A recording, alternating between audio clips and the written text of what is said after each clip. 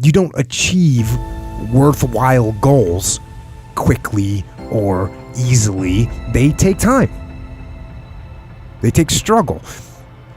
They take relentless pursuit day in and day out. That's what it takes. But also, things don't usually fall apart quickly either. At least at first, it's a slow process. A little slip here, a little setback over there, a little wearing down of discipline and will over time. That's the thing. Success and failure are generally slow processes, either slowly building things up or gradually tearing them down. And that's why I say you've got to pay attention.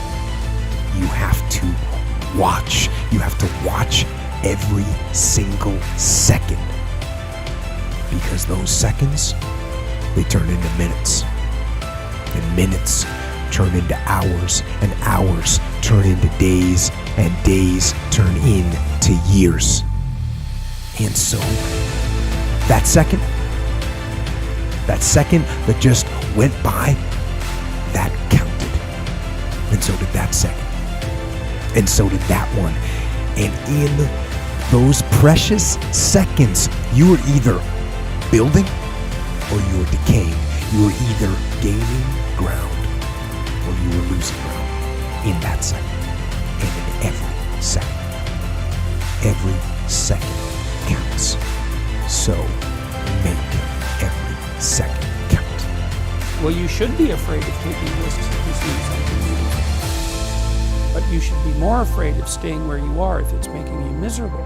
It's like the first thing you want to do is dispense with the idea that you get to have any permanent security outside of your ability to contend and adapt. It's the same issue with children. It's like you're paying a price by sitting there being miserable. You might say, well, the devil I know is better than the one I don't. It's like, don't be so sure of that. The clock is ticking. Yeah. And if you're miserable in your job now and you change nothing, in 5 years you'll be much more miserable and you'll be a lot older. It's a luxury to pursue what makes you happy. It's a moral obligation to pursue what you find meaningful. And that doesn't mean it's easy.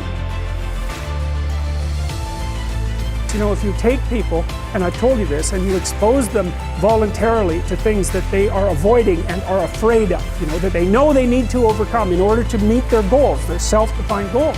If you can teach people to stand up in the face of the things they're afraid of, they get stronger.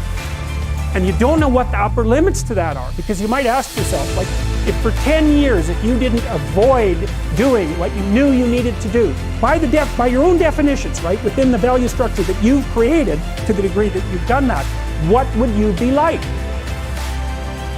Well, you know, there are remarkable people who come into the world from time to time, and there are people who do find out over decades-long periods what they could be like if they were who they were, if they spoke their being forward.